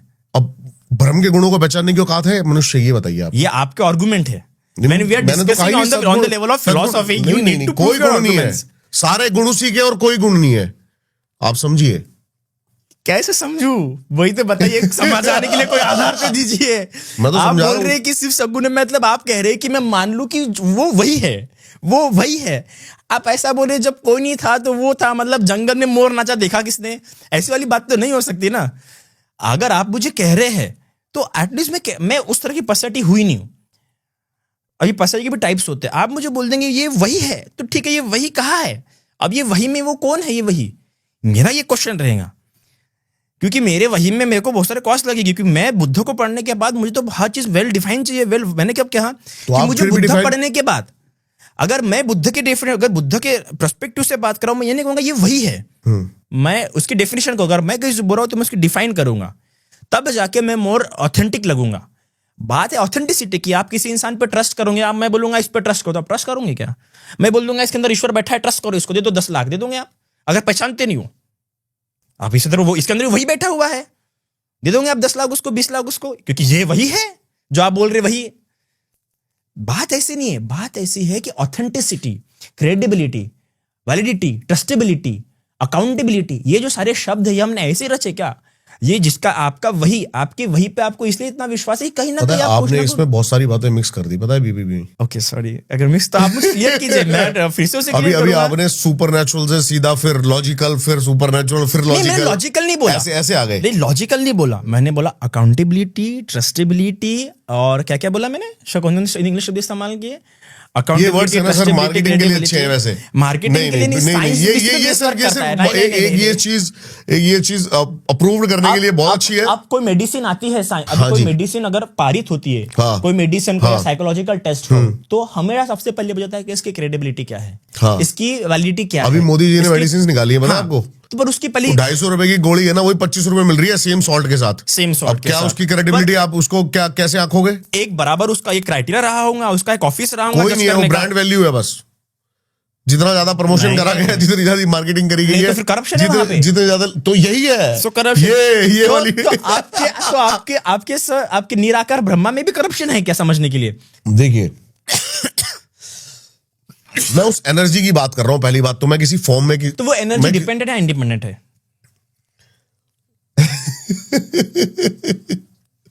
वो एनर्जी डिपेंडेंट है या इंडिपेंडेंट है? सिंपल सा एक ही सवाल पूछूंगा मैं। इंडिपेंडेंट है। इंडिपेंडेंट है। इंडिपेंडेंट है इसका मतलब उसका कोई कॉज नहीं है। देखो ये फिर वो एनर्जी कैसे हुई? बिना एनर्जी के सब और कुछ एनर्जी मतलब मैटर, बिना एनर्जी के सब कुछ कैसे चल सकता है? आप बताइए, आप कैसे बोल पा रहे हैं, देख कैसे पा रहे हैं मुझे? आपके दिमाग में जो विचार आ रहा है कैसे आ रहा है? आप जो अभी जो आप प्रूव करना चाह रहे हैं वो उसके कैसे क्या चल रहा है? पर इसका मतलब ये नहीं कि उस एनर्जी को गॉड नाम दे दो, इंडिपेंडेंट एनर्जी नाम दे दो। ये जो एनर्जी डिपेंडेंट है इलेक्ट्रिसिटी पे। आपके नाम देने से कुछ होगा ही नहीं। आपके नाम देने से कुछ होगा ही नहीं। नहीं, मेरे कुछ अभी हमें भी नहीं पता उसका नाम क्या है। अगर मेरे कुछ बोलने से हुआ नहीं तो हिंदू फिलॉसफी, सनातन फिलॉसफी डेवलप नहीं हुई थी। निराकार निर्गुण ईश्वर की बात बहुत बाद में हुई है, वेदों में इसकी बात नहीं हुई है। आप जिस ईश्वर की बात कर रहे हैं वो उसका डिबेट बहुत बाद में चला है ना। अगर ये सब डिस्कस हमने, अगर मेरी बातों का महत्व नहीं होता तो कभी फिलॉसफी एग्जिस्ट करती ही नहीं। बातों को महत्व है, रिप्रेजेंटेशन को महत्व है, एक्सप्लेनेशन को महत्व है, आर्गुमेंट्स को महत्व है, इसलिए हम लोग डिस्कस कर रहे हैं। और इसलिए आपको प्रूफ करना जरूरी है, मुझे प्रूफ करना जरूरी है। बुद्धिज्म के बारे में बात बोली जाती है, मैं तो सिर्फ जो आपके अंदर जा रहा हूं, बात नहीं फेंक सकता। मैं तो आपके अंदर सिर्फ जा रहा हूं, मैं ये देखने के लिए जा रहा हूं कि मिल क्या रहा है। समझ रहे हो? जो आपने मेरे से पूछा ना कि ऐसा क्या मिला आपको कृष्ण में, क्या मिला गीता में, तो क्या मिला? तो मैं वही तो आपसे पूछ रहा हूँ, आपको क्या मिल रहा है अभी? किस बात से?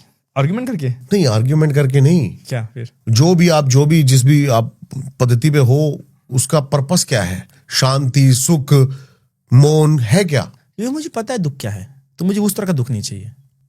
वो तो आपका बनाया हुआ दुख है ना। नहीं, मैं तो डेफिनेशन करने का जिस तरह का दुख आपको नहीं चाहिए। आप देखिए, आपके धर्म ग्रंथों ने आपको बताया है कि आपका दुख दुख धारणा अलग है। सबके दुख अलग है। नहीं, क्योंकि वो मन की बनाई हुई धारणा है सबके दुखों की। अगर हर चीज सब्जेक्टिव हो गई तो फिर साइंस इवॉल्व ही नहीं होता, और मतलब ऑब्जेक्टिव वर्ल्ड एग्जिस्ट करता ही नहीं, तो फिर हम क्यों मैग इस्तेमाल कर रहे हैं? क्यों हम थ्योरीज, डेफिनेशन, इतने सारे साइंस की, साइकोलॉजी की, सोशियोलॉजी की, पॉलिटिकल, ये थ्योरीज वगैरह इस्तेमाल करते ही नहीं अगर सिर्फ धारणाओं को इंपॉर्टेंस होता। Theories has some objective basis. कुछ यूनिवर्सल, मतलब यूनिवर्सल थ्योरी समान कुछ चीज होती नहीं है क्या? हम यूनिवर्सल थ्योरी या यूनिवर्सल लॉ इसको नकार दे क्या? जनरल फिजिक्स, क्वांटम फिजिक्स हम नकार दे? नहीं, ऑब्जेक्टिविटी होती है। कुछ लॉज यूनिवर्सल होते हैं। आपकी जो डेफिनेशन बोल रही है कि दुख ये धारणा है, ये डेफिनेशन यूनिवर्सल नहीं हो सकती। मैं इस डेफिनेशन को मान ही नहीं सकता, आपके विचारों को मान ही नहीं सकता मैं यहाँ पे। अगर मैं बुद्ध की डेफिनेशन बताऊं तो आपको मानना पड़ेगा ये दुख तो है ही, ये धारणा नहीं है। बताइए दुख। जन्म, बुद्ध जब दुख की डेफिनेशन करते तो 8 बातों को दुख कहते हैं। सबसे पहले जन्म दुख का है, इसको आप धारणा नहीं दे सकते, क्योंकि जब भी कोई बच्चा जन्म लेता है तो सबसे पहले रोता है। जब उसकी अन्ननाली काट दी जाती है तो सबसे पहले रोना शुरू होता है, तो जन्म दुख का है। दूसरा, मृत्यु, कोई व्यक्ति मरना नहीं चाहता, इसलिए मृत्यु भी दुखद है, ठीक है। तीसरा, बुढ़ापा, कोई व्यक्ति बूढ़ा होना नहीं चाहता, बूढ़ा हो रहा है तुरंत डाई लगाना शुरू करता है, दाढ़ी करना शुरू करता है, बुढ़ापा भी दुख है। तीसरा, चौथा, रोग भी दुख है। क्या कोई रोगी होना चाहता है? नहीं। पांचवा, जब जब इच्छा की पूर्ति नहीं होती है तब तब मनुष्य को दुख होता है। आपके सारी बातों का जवाब आपने लास्ट में दिया है कि जब जब मनुष्य की इच्छाओं की पूर्ति नहीं होती तब तब दुख होता है। ना जन्म उसकी इच्छा, ना बुढ़ापा उसकी इच्छा चल सकती, ना मरना उसकी इच्छा चल सकती, सांसों तक में भी उसकी इच्छा नहीं चल सकती। मेरी डेफिनेशन पूरी होने की है। हाँ जी, डेफिनेशन पूरी होने की बुद्ध की दी हुई। हाँ, बताइए। यंग इच्छा लभतेति दुःखं, जब जब इच्छा की पूर्ति नहीं होती है तब जब इच्छा की पूर्ति नहीं होगी। इच्छा करना दुख नहीं है, इच्छा अलग है, इसलिए सबके दुख अलग है। पर ये दुख की डेफिनेशन में आ रहा है। बुद्ध ने इच्छा क्या है वो नहीं बोला, बुद्ध ने क्या, इच्छा जब पूरी नहीं होगी तो ये मजा नहीं आया। नहीं जी, बुद्ध आप कह रहे हो इच्छा है, ये तो आप कह रहे हो इच्छा ही नहीं बोली है कि Buddha was a perfect, he was a well versed, his mentality is so scientific mentality। देखो, मैं तो बुद्ध को बहुत मानता हूँ, और मैंने बुद्ध को काफी सुना भी है, और बुद्ध को मैंने उसकी विचारधारा से भी मैं बहुत इंप्रेस हूँ। आप मुझे बताइए डेफिनेशन मतलब क्या होता है? डेफिनेशन मतलब जिसमें एक एक वर्ड बहुत ही सोच समझ के इस्तेमाल किया जाता है। हाँ। तो जब हम डेफिनेशन की बात करें तो हम एक एक वर्ड्स, क्या, यंग इच्छन लभतेति दुःखं, कि जब जब इच्छा की पूर्ति नहीं होंगी तब दुख होगा। इच्छा करने पर दुख नहीं होगा, इच्छा करने के बाद अगर इच्छा पूरी नहीं हुई तब दुख होगा। इच्छा करना दुखद नहीं, बुद्ध ने कहा। मैंने क्या शुरू में आपसे बोला, मन की धारणा है, पर वही दुख नहीं है ना, सिर्फ धारणा ही दुख नहीं है ना। धारणा कुछ भी हो सकती है, सुखद धारणा भी हो सकती है, सब दुख बोलोगे क्या? आपकी डेफिनेशन एक तरीके से कट भी रही है ना। आप बुद्ध की डेफिनेशन काट के दिखाओ, आपके डेफिनेशन में क्रॉस लग रहे हैं ना। मैंने बुद्ध की सिर्फ एक बात पढ़ी थी जो मेरे अंदर तक समाई हुई है, वो थी कि जब आपको उससे मिलना है ना जी। कहाँ लिखा है? मुझे पढ़ा दो। मैं अभी आपको दिखाऊंगा। और मैं जब भी आपको उस जो अंदर बैठा हुआ है उससे मिलना है, कौन? तभी आपको है ना ज्ञान का जो आपका लोटा है ना उसको खाली करना पड़ेगा, तभी पहुंच पाओगे। लेकिन आपने जो इतनी डेफिनेशंस रखी हुई है ना उतने ज्ञान की, इतने भरे हुए लोटे की, तो उसके अंदर आप एक बूंद और डालोगे ना तो छलक जाएगा वो लोटा। सबसे पहली बात, ईश्वर निराकार है। निराकार आपने बोला ना, आपने क्या बोला था? ईश्वर। और भी कुछ बोला था आपने, दो दिन पढ़ा किए। निराकार, निराकार, ईश्वर निराकार, ये बताने वाला कौन है आपको? महसूस करने की चीज है ईश्वर। ईश्वर देखने और बताने की चीज नहीं है। अभी ईश्वर ने सोचा कि आपकी सांस अभी कट ऑफ, तो आप सारी साइंस लगा देना, सारी वो लगा देना, सारी वेंटिलेटर मशीन रख देना, एक सांस लेके दिखा देना। अगर वो होगा तो ना, एक सांस लेके दिखा देना। अगर वो होगा तो ना, तभी तो कह रहा हूं मैं। अभी वो होगा तो है ये सांस, जो सांस चल रही है उसका प्रमाण है। नहीं, सांस चल रही है इसके लिए मेरी बायोलॉजिकल साइकिल से प्रमाण है। जब मेरी बायोलॉजिकल साइकिल में कुछ डिफेक्ट होगा, वो भी कॉज, और वो भी biological cycle cause and effect के आधार पर चल रही है। जब उस कॉज एंड इफेक्ट में कुछ फ्लक्चुएशंस होंगे। पता है ये पॉडकास्ट बहुत अलग चला गया, मैंने क्वेश्चंस बड़े अलग लिखे हुए थे। बिल्कुल, मैं तो तैयार हूं हर सवाल का जवाब देने के लिए। But I always try to be more बाकी देखो दोनों की बातों के जो भी है वो कमेंट्स में देखेंगे। अभी हम इस पॉडकास्ट को एक जगह लेके जाते हैं क्योंकि इस डिबेट का कोई अंत नहीं है। समझ रहे हैं आप? नहीं तो इस डिबेट का कोई अंत नहीं है। मैंने एक बात में इस पूरी डिबेट को वो कर दिया कि कुछ चीज समझने के लिए ना ज्ञान का लोटा खाली रखना पड़ता है, तभी उसके अंदर हम कुछ भर पाएंगे। जैसे ही हम उस समझने के लिए ओके। तो अब आते हैं पॉडकास्ट के उसमें मेडिटेशन की बातें करते हैं, क्योंकि बुद्धिज्म में मेडिटेशन का बहुत बड़ा महत्व, बहुत बड़ा रोल बताया गया है।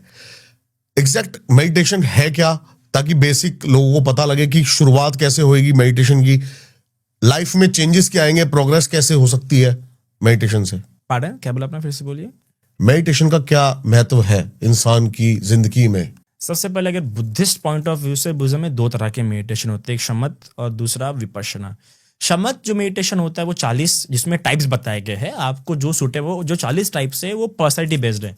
आपकी जैसी पर्सनैलिटी होंगी, आपके पर्सनैलिटी के हिसाब से आपने ऑब्जेक्ट लेना है ताकि आपका फोकस जल्दी लगे।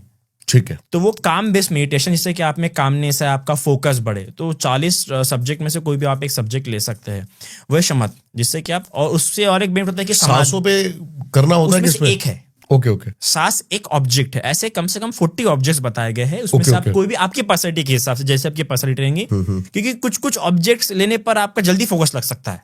ठीक है ना? तो उसके आधार पर वो 40 बताए गए हैं। और इससे क्या आपको जो समाधि 8 समाधियां है वो मतलब डिपेंड करता है कौन सा ऑब्जेक्ट ले रहे हैं, उस ऑब्जेक्ट के आधार पर आपको समाधि उत्पन्न हो सकती है। फिर उसका होता है विपश्यना। विपश्यना में जो होता है चीजें जैसी है उसको वैसे देखने की दृष्टि अपने अंदर डेवलप करना, विद पेशेंस के साथ, विदाउट गिविंग इन रिएक्शन। ठीक है। उसको वैसे देखने का। तो विपश्यना जब कर रहे हैं, तो विपश्यना करते करते जब इंसान को 16 ज्ञान उत्पन्न होंगे, तब वो एनलाइटमेंट, निर्वाण प्राप्त करेगा। तो ये 2 तरह के मेडिटेशन होते हैं बुद्धिज्म में। अब डिपेंड करता है कैसा लोग एनलाइटमेंट के लिए विपश्यना नहीं करते। कुछ लोग सिर्फ अपने कामनेस फील करने के लिए, अपने एंगर इश्यूज ठीक करने के लिए, अपने रिएक्टिव प्रोसेस या जो कॉग्निटिव प्रोसेस उनके बन चुके एकदम रिएक्टिव, उसको ठीक करने के लिए हर कोई एनलाइटमेंट के लिए विपश्यना में जाके नहीं बैठ रहा है। कुछ लोग सिर्फ अपने जो प्रॉब्लम्स है, डे टू डे लाइफ के बिहेवियर प्रॉब्लम्स, बाकी जो मटेरियलिस्टिक प्रॉब्लम्स है, चाहे वो पैसे को लेके हो या घर के कुछ भी हो, वो तो जैसे वो फोकस होगा तभी सही हो जाएगी। मेन प्रॉब्लम्स होते हैं बिहेवियरल। तो कई सारे लोग विपश्यना बिहेवियर प्रॉब्लम्स या जो थॉट प्रोसेस जैसे उनकी डेवलप होगी उसको ठीक करने के लिए जाते हैं। क्या मेडिटेशन एक डोरवे भी है जिससे वो दूसरे एस्ट्रल स्टेट में जा सकता है? एस्ट्रल स्टेट देखिए आप किस तरह का मेडिटेशन कर रहे हैं, फिर से बात वही आ जाती है। ओके। हाँ, आप कोई भी एक एग्जांपल बता सकते हो, जैसे कि कोई भी एक क्रिया पकड़ के उसके बारे में थोड़ा सा एक्सप्लेन कर। विपश्यना देखिए, विपश्यना एक एस्ट्रल स्टेट के लिए नहीं है। हाँ। विपश्यना एक जो बॉडी में जो रियलिटी है, जो बातें घट रही है, बॉडी जैसे रिएक्ट कर रही है, बॉडी में जो चेंजेस आ रहे हैं, उस सब को देखने के लिए है। थॉट्स और बॉडी, माइंड एंड मैटर को देखने के लिए विपश्यना है ना? ताकि आप डिटैचमेंट की प्रैक्टिस बढ़े, डिटैचमेंट को लेके आपको और आपका माइंड क्या हो, इवॉल्व हो और कल्टीवेट हो और डेवलप हो, इसके लिए विपश्यना होती है। ताकि आप एक नॉन डिटैच्ड लाइफ जी सके, डिटैचमेंट वाली आप लाइफ जी सके, उसके लिए विपश्यना होती है। फिर आपको एस्ट्रल अगर एक्सपीरियंस करने होंगे, मतलब परलोक के वगैरह या देवलोक वगैरह देखना होगा, तो उसके लिए पर्टिकुलर तो दिव्य चक्षु को आप उत्पन्न कर सके। कोई रिद्धि बल, क्या प्रोसेस है? रिद्धि बल को वो उत्पन्न करने के लिए वो जो 10 कसीन में शुरुआत में बताया कि वो 10 कसीनों में से आपको उसको एक्सपर्टीज होना पड़ता है। तो ऐसे कई सारे मंक्स रह चुके हैं जो देख क्या है। जब आप मॉनेस्ट्री में जाते हो, कभी ऐसी एनर्जी कोई फील हुई है आसपास, कोई वाइब्रेशन कुछ, कि भाई यहाँ पॉजिटिविटी या फिर कुछ अलग है यहाँ पे? हाँ, वो तो फील होते रहता है। आप जाओगे तो वो तो नॉर्मल इंसान को भी फील होता है, जहाँ की हेवी नहीं, ज्यादा मैंने फील किया ना, एक तो कामनेस बहुत हो जाती है। जो मैंने फील किया मॉनेस्ट्री में गया तो मतलब शांत हो गया मन एकदम। तो ऐसा क्या वहां पे है जो वहां पे एनर्जी नहीं? जब आप वहां पे देखिए, जब आप कहीं पे चैंटिंग कर रहे हैं तो आपको, हाँ मैं वही कह रहा हूँ, वहां की फिर एनर्जी काम हो गई पूरी। हाँ, और वहां पे लोग बिहेव भी वैसा करते हैं ना। वहां पे बच्चे ज्यादा खेलते नहीं दिखेंगे ना आपको। आपके आंखों के सामने वो सब दिख रहा है, तो सिर्फ आपकी बॉडी ऑब्जर्व नहीं कर रही है, आपकी आंखें भी ऑब्जर्व कर रही है, आपके कान भी ऑब्जर्व कर रहे हैं। मैंने क्या कहा, जो भी एक्सपीरियंस आएगा आपको, इन्हें 6 सेंस आने वाला है। 6 सेंस के बाहर कोई एक्सपीरियंस, कोई ऊपर से नहीं आने वाला है आपको एक्सपीरियंस, ना आपके वो वही से, ठीक है? एक्सपीरियंस इसी 6 सेंस से आएगा। तो आपके जब आपको लग रहा है तो आप क्या क्या देख पा रहे हैं काम, जहां पे अगर भीड़ आप समझे एकदम रश वाले एरिया से एकदम किसी ऐसे रूम में जाते हैं जहां पे अच्छी क्या होंगी, अच्छा एसी होगा, पूरा काम होगा, तो वहाँ पे आपको लगेगा अरे कितना, भले कुछ होता होगा वहाँ पे, ना चैंटिंग होती होगी ना कुछ होता होगा, पर थोड़ा सा एसी हेवी होगा और थोड़ा सा एकदम शांत होगा, और अभी एकदम भीड़ भाड़ से आ रहे, तो आपके कानों को अभी तक आधे घंटे से वही हैबिट थी कि चिक चिक चिक चिक कव कव कव सुनने की, आंखें से वही भीड़ को देख रही थी, पर अचानक से आते बराबर वो कॉन्शियसनेस चेंज हो चुका है। अब आंखों के सामने कोई नहीं है, आंखों के सामने पूरा खाली खाली देख पा रहा है, तो उतना आंखों में एनर्जी, जो न्यूरॉन्स है, जो न्यूरो ट्रांसमीटर्स है ना, जो न्यूरॉन्स की फायरिंग है वो कम हो गई है, क्योंकि सारे रूप नहीं देखने पड़ रहे, पूरा कामनेस, खाली हॉल, फिर बॉडी पे वो चिलिंगनेस, ये वाला सेंस चिल फील करा रहा है। कान जो अभी तक बहुत सारे शब्द सुन रहा था, कान पे जो बहुत सारे न्यूरॉन्स की फायरिंग हो रही थी कि ये नहीं सुनना वो नहीं सुनना, अब वो शांत हो चुका है। तो इसलिए आपका जो एकदम जो मीडियम है वो चेंज होने के कारण से आप वो उस प्रकार से अलग फील करते हैं, फिर आपकी जो टेंडेंसी है तो आप उसको उस लेवल पे कंपेयर करते हैं। But again there is a six sense and there psychology and the soul के बारे में क्या बुद्धिज्म में बताया गया है? हम सोल भी नहीं मानते। सोल भी नहीं? नहीं, no god no soul, but rebirth and karma and Devlok ये कैसे एंड पॉसिबल है? ब्रह्मलोक। रीबर्थ कैसे पॉसिबल है? माइंड एंड मैटर क्या जाता है? कुछ तो जाता होगा रीबर्थ में। कुछ जाता है नहीं, ये डिजायर है कि यहाँ से भाव उत्पन्न हो जाता है। वही डिजायर की बात कर रहे हो, क्या है? डिजायर के कारण से कॉन्शियसनेस जब यहाँ पे डिसॉल्व होता है तो कहीं और पे उत्पन्न हो जाता है। एनर्जी एनर्जी क्वाइट अभी दरअसल इसलिए नहीं, फिर मुझे उसकी डेफिनेशन देनी पड़ेगी। देखो आप एनर्जी बोलोगे, देखा एनर्जी पे आ गया, फिर से आप ऐसा बोलोगे, तो वही अगर आप एनर्जी शब्द बोले तो मुझे डिफाइन करना पड़ेगा कैसी एनर्जी, वो क्या एनर्जी है, और एनर्जी को प्रॉपरली तो अभी साइंस भी डिफाइन नहीं कर पाया है। ठीक है, साइंस के हिसाब से एनर्जी मतलब मैटर है। नहीं, मेरे को मैंने तो एक क्वेश्चन जस्ट ये लिखा था, बुद्धिज्म जो बुद्धिज्म का फेस है उसमें सोल कैसे ट्रैवल करती है आगे? सोल नहीं होता है बुद्धिज्म में। दरअसल कैसा हो जाता है कि it's like tuning. Okay, radio कैसे ट्यूनिंग होती है, जो वाइब्रेशन मैच हो गई वो चैनल बजना शुरू हो जाता है, उसी प्रकार से जो डिजायर जिस लोग के साथ मैच हो गया वहां पे उसका बर्थ हो जाता है। ट्रैवलिंग नहीं होती है। बुद्धिज्म का साफ साफ मानना है कि एक यहाँ पे जब मरा तो दूसरी जगह पे उत्पन्न होने के बीच थोड़ा सा भी स्पेस नहीं है, क्योंकि माइंड ट्रैवल नहीं करता और माइंड स्पेस में एग्जिस्ट नहीं करता है। दैट्स व्हाई बुद्धिज्म के हिसाब से कॉन्शियसनेस, इसका भी जवाब है, मैटर इज टोटली मैटर। तो सोल, दूसरी बात ये करते हैं, क्या है फिर आपके हिसाब से? What is soul? मेरे हिसाब से सब कुछ एनर्जी है। हाँ, तो एनर्जी ने टाइम और स्पेस में एग्जिस्ट करती है। एनर्जी हर जगह है, कहाँ नहीं है एनर्जी? हाँ, तो एनर्जी अगर एग्जिस्ट कर रही है तो फिर उस पर सारे लॉ लागू होंगे जितने फिजिकल लॉज है। एनर्जी लॉज बनाती है और एनर्जी लॉ तोड़ भी देती है। एनर्जी लॉ बनाती नहीं है और एनर्जी लॉ तोड़ती नहीं है। एनर्जी कॉजेशन के आधार पर चलती है।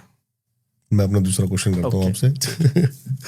जैसे मैंने देखा था कई मॉन्क होते हैं, वो चुप रहकर, मौन रहकर भी सामने वाले की एनर्जी सेंस कर लेते हैं कि हाँ, कैसे पॉसिबल है वो? डिपेंड, देखिए सबसे पहले एक तो उनका अपना एक्सपीरियंस होता है। एक्सपीरियंस होने के कारण से उनका जो कॉन्शियस, मतलब उनके जो स्टेट ऑफ माइंड है वो धीरे धीरे करके वैसे स्ट्रांग होती जाती है कि वो समझ लेते हैं। जिस प्रकार से अभी बाहर जो बाबा जी थे उन्होंने साफ साफ मुझे पूछा कि आप कोऑपरेटिव सेक्टर में पहले थे क्या, तो उन्होंने कुछ सेंस किया होगा, इसलिए उन्होंने बोला। बट मैं कोऑपरेटिव सेक्टर में नहीं था, मैं 16 साल के एज में बन चुका हूँ, पर हो सकता है कि मैंने ऐसे लोगों का डील किया होगा। तो एक वो टेंडेंसी सिर्फ मंक्स में नहीं आती है, हर वो एक्सपीरियंस इंसान में जिसने अच्छे एफर्ट्स पुट किया है, जो एक्सपीरियंसड हुआ है, वो उस इंसान में कैबिलिटी डेवलप हो जाती है। It's about consciousness, not only about the monkhoodness या सांसारिक इंसान, गृहस्थ इंसान, ये नहीं है।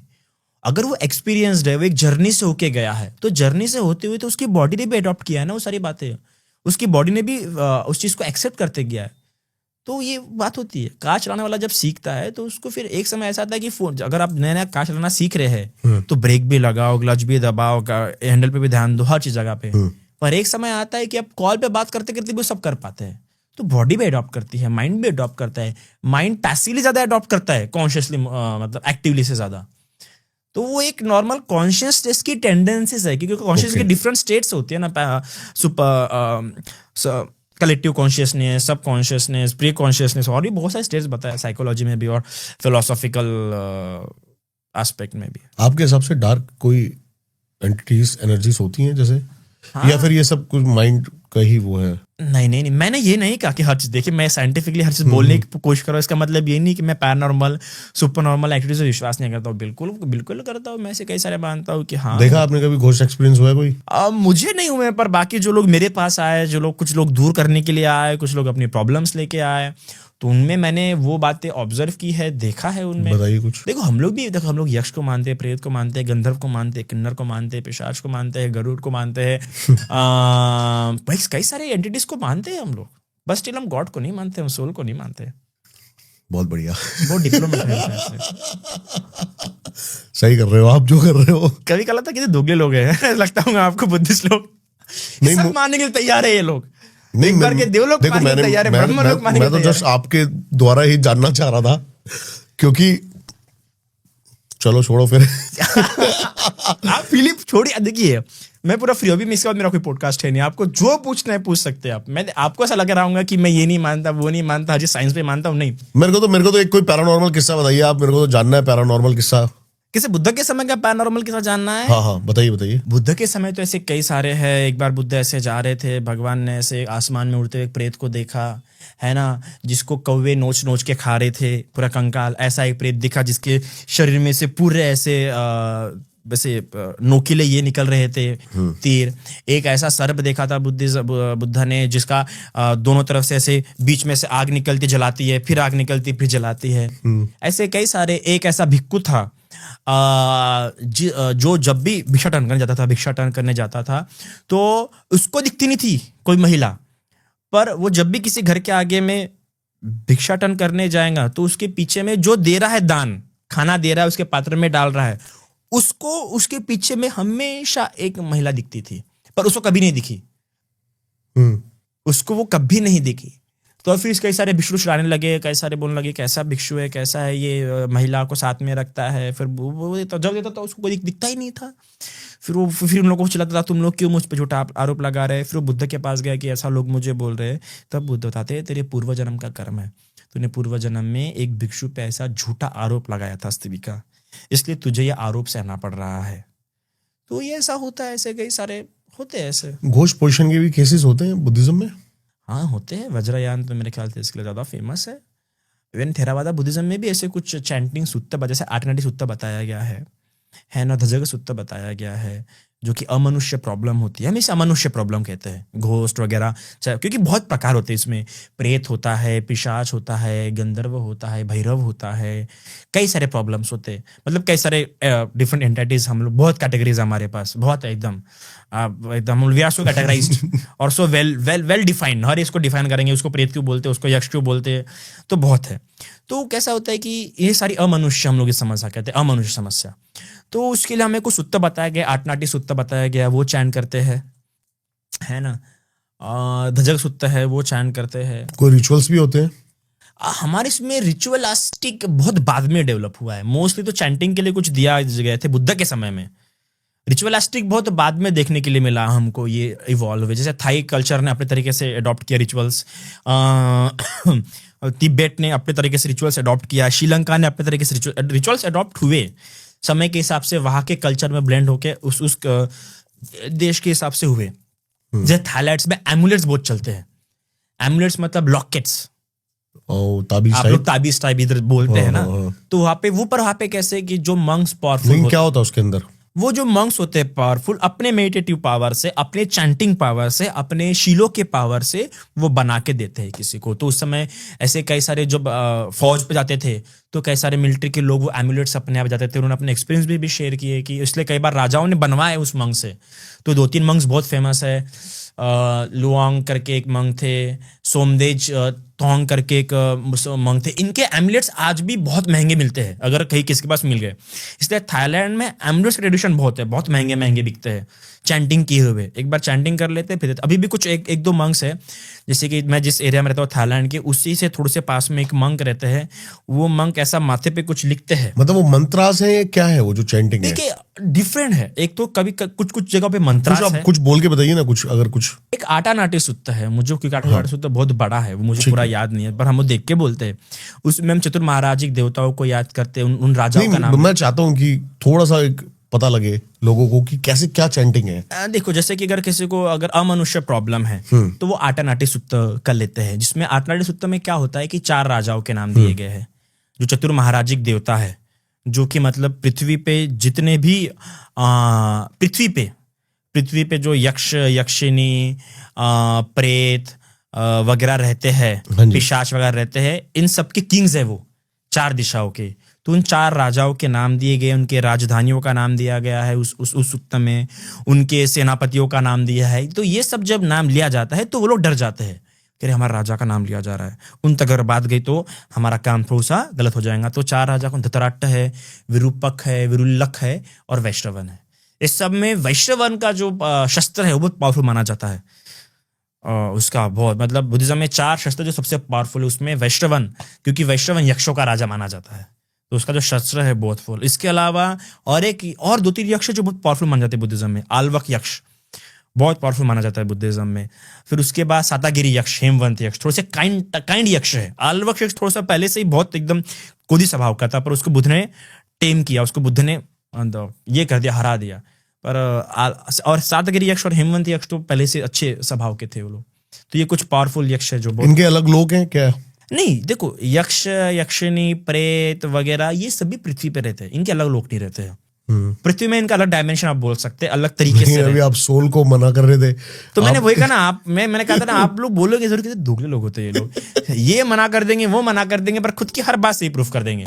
हम सोल को नहीं मानेंगे, बट हम लोग उसे क्या मानेंगे? आप परमात्मा को नहीं मानोगे, देवों को मान लोगे। देवों को मान लेंगे। नहीं, मैंने क्या कहा? मैंने ओमनीपोटेंट परमात्मा को नहीं मान सकता मैं। ऐसा क्यों? एक बात बताओ, आपके हिसाब से थोड़ी परमात्मा बनेगा। नहीं तो देखो, कि मैं उस वाले को नहीं मान सकता, मैं तो इसी को मानूंगा। नहीं, तो मैं क्यों नहीं मानता? हमारे पास हमने ऐसा नहीं कि बुद्ध ने वो ऐसी बस देखिए, बुद्ध ने ऐसा तो नहीं ना कि बोल दिया कि मुझे ईश्वर को नहीं मानना इसलिए बुद्ध फिलॉसफी एस्टैब्लिश कर रहा हूं। बुद्ध का ऐसा तो नहीं था ना। बुद्ध ने पहले सर्च किया, देखो हर कॉजेशन को जानने। थोड़ा सा ना कंट्रोवर्शियल चला जाएगा। कंट्रोवर्शियल क्या? हमारी क्योंकि मैंने जितना भी बुद्ध को पढ़ा है ना, वो परमात्मा को मानते हैं। आपने किसके बुद्ध को पढ़ा वो बताइए। मैं वही तो कह रहा हूँ, आप किस बुद्ध को पढ़ रहे हो? मुझे लग रहा है हम तो उस ब्रांच से हैं, हम तो उस ब्रांच से, मैं उस थेरावादा ब्रांच से हूं मैं। और of the most oldest branch है हमारी थेरावादा ब्रांच। आप किसी भी महायान से पूछ लो, वज्रयान से यार, ये तो बड़ा गलत वर्ड यूज कर रहे हो आप, ब्रांच टाइप ऐसे नहीं। ब्रांच मतलब वो सेक्ट। ऑफ कोर्स भाई, आपके इसमें भी सेक्ट है, शैवपंथी है, वैष्णवपंथी है, अभी कितना सब है। शंकराचार्य अलग हो जाता है, माधवाचार्य अलग हो जाता है, वल्लभाचार्य अलग हो जाता है। ये हर एक सेक्ट अपने तरीके से डिफाइन करता है उनके ईश्वर को। आपने चलो मैं आपकी लाइफ पे आता हूँ थोड़ा सा, कोई नहीं, लाइट रखते हैं थोड़ा पॉडकास्ट को। नहीं देखिए, पहले एक बात मैं क्लियर करना चाहूंगा। ऐसा नहीं कि हमें ईश्वर को प्रूफ नहीं करना था या हमको ईश्वर को नहीं मानना था इसलिए हमने फिलॉसफी रखी। पहले हमने वो सब देखने की कोशिश की ईश्वर है, जैसे हम ओमनीपोटेंट। आपने करी खुद से? नहीं, मैंने बुद्ध को, मैं इतना कहा आपने करी खुद से? मैं बुद्ध का नॉलेज को एक्सेप्ट किया। अब फिर इस बारे में बात नहीं। मुझे बोलोगे कि भैया ये माइक मैंने खोजा नहीं, ये माइक का मैंने जाना नहीं, इसलिए मैं माइक इस्तेमाल नहीं कर सकता। रिकॉर्डिंग करके तो देखी, पर मैं ये माइक रिकॉर्डिंग करके तो देखी इसमें। उसी प्रकार बुद्धिस्ट फिलॉसफी के मैंने बाकी से तो देखा है ना, वो एक्सप्रेशन मुझे अच्छा लगा। वो तो आपने बस पढ़ा है, माइक की आवाज अच्छी है, रिकॉर्ड नहीं करके देखी है। नहीं, रिकॉर्ड करके देखते मजा आता। बुद्धिज्म का जो एक्सप्लेनेशन है वो हमने पढ़ा, हमने उससे एक्सपीरियंस किया कैसे डिपेंडेंसी है, तब जाके हमने उसको फॉलो करने की कोशिश किया। एट द एंड रिलीजियस तो साइंटिफिक। आपकी लाइफ में क्या चेंज आया आफ्टर एंड बिफोर की बात करूं तो? अभी मजा आ रहा है? मजा मतलब मजा तो तब भी था, अभी भी है, बस अभी लगता है कि आपके आत्मविश्वास मेरे को बड़ा अट्रैक्ट कर रहा है ये। दरअसल मैं नेपाल गया था, तो नेपाल जाके मैंने माला लिया। इसमें 108 मैं देख सकता हूँ वैसे ही? हाँ बिल्कुल, बहुत सुंदर लग रही है, क्योंकि बहुत सुंदर है। इसमें 108 है और उसको फिर मैंने 18 के इसमें कैटेगराइज किया है। कहाँ मिलती है ये? नेक्स्ट टाइम जाओ तो प्लीज आप मेरे लिए ऐसा कुछ लेके आना। अल्ट्रा दरअसल देखिए, ये भी एक इसमें एक ये है कि दरअसल इसमें 108 है। ओके 108, और इस 108 को मैंने 18 इसमें विभाजित किया है। ये 18, ये आपने खुद किया? ये 18, हाँ ये 18 और ये 18, तो ऐसे कुल मिला के 18 करके इसको विभाजित करके 108 इसमें बनाया गया है। तो अभी 18 क्यों? सबसे पहले आई, आंख, फिर आंख का विषय मतलब कोई ऑब्जेक्ट, और आई कॉन्शियसनेस, इसी में मेरे सारे डिजायर उत्पन्न होंगे। दूसरा ईयर का सब्जेक्ट कौन सा है? कोई वर्ड, और ईयर कॉन्शियसनेस, इसमें मेरे जो भी डिजायर है ईयर वाले यहीं पे यहाँ पे सारे डिजायर होंगे। इसी के साथ 6 इंद्रियों कैसे बनते 18। तो ये पास्ट, क्या बात, एक प्रेजेंट में उत्पन्न वाला, ये मतलब पास्ट में उत्पन्न होने वाले डिजायर। और सिर्फ डिजायर नहीं है, कहाँ के डिजायर्स, कान का डिजायर अलग होगा, आंख का डिजायर हमेशा देखना होगा, कान का डिजायर हमेशा सुनना होगा, नाक का डिजायर में सूंघना होगा। अभी कौन सा सूंघना होगा, क्या देखना होगा, यहाँ के डिजायर पर डिपेंड करता है। तो ये हो सकते हैं पास्ट के डिजायर, फिर ये एक होंगे प्रेजेंट के डिजायर, फिर एक होंगे फ्यूचर के डिजायर। ओके। फिर इसी प्रकार वही अंदर के डिजायर और फिर वो बाहर के डिजायर, ऐसे कुल मिला के 108 प्रकार के डिजायर। इसी में पूरा का पूरा संसार है, इसमें पूरा का पूरा आपका दुख छिपा हुआ है। इसी से दुख उत्पन्न होगा। इन डिजायर को जानने से, एक्सेप्ट करने से, हटाने से ही आपका सुख, आपका दुख आपके पास रखा हुआ है। किसी ईश्वर की जरूरत नहीं है मेरे दुख दूर करने के लिए, मुझे किसी भी प्रकार का। कोई ईश्वर दुख दूर करता भी नहीं है। कौन कहता है ईश्वर दुख दूर करता है? नहीं, मतलब मैं ना, कई सारे लोग इस्तेमाल करते हैं। There is also way to feel such a calmness. Calmness क्यों चाहेगा इंसान? कहीं ना कहीं वो काम फील नहीं कर रहा है, इसलिए कामनेस चाहेगा। देखो, धर्म भले कितने भी क्यों ना हो, उनमें कितने भी डिफरेंस क्यों ना हो, पर सभी धार्मिक लोगों में एक बात कॉमन है कि वो सभी लोग अपने जीवन में दुख नहीं चाहते हैं। क्या बात है, मुझे एक रागनी याद आ गई, पता है आपको? हरियाणवी में। अच्छा, बोलिए ना। पार्वती माँ पूछती हैं शंकर भगवान से कि आप तो सृष्टि के दाता हो, तो सबके दुख दूर क्यों नहीं कर देते 1 मिनट में? तब भगवान कहते हैं उसको, सुख थोड़े दुख घणे जगत में, सुख थोड़े दुख घणे जगत में, भोगे कष्ट मिले रानी, किस किस के दुख दूर करूं या दुनिया दुखी फिरे रानी। वो कह रहा जो भोग रहे हैं वही काटेंगे। टेका डा रखा मैंने इनका। ओके, वो यही कह रहा है। बहुत ही मजा आया आपसे बात करके, बहुत बहुत शुक्रिया आने का, और मेरे को तो बड़ा अच्छा लगा आपसे बात करके। मुझे भी काफी अच्छा लगा आपसे बात करके। थैंक यू सो मच आने के लिए। आई होप ये पॉडकास्ट उतना ही प्यारा आपको भी लगाओ जितना प्यार से हमने इसको बनाया है। बेस्ट पार्ट क्या था पॉडकास्ट का, जरूर हमें कमेंट्स करके बताएं। हर एक बंदा हर एक उस बंदे को जरूर शेयर करे। ये पॉडकास्ट फालतू की चीजें शेयर करते रहते हो, कुछ अच्छी चीजें शेयर कर लो। सर की सारी डिटेल्स मिल जाएंगी आपको डिस्क्रिप्शन में, जरूर जाके इनसे भी कनेक्ट करें। मिलता हूं आपसे किसी और पॉडकास्ट में। नमस्कार। Do follow, like, comment and share. क्या बात है।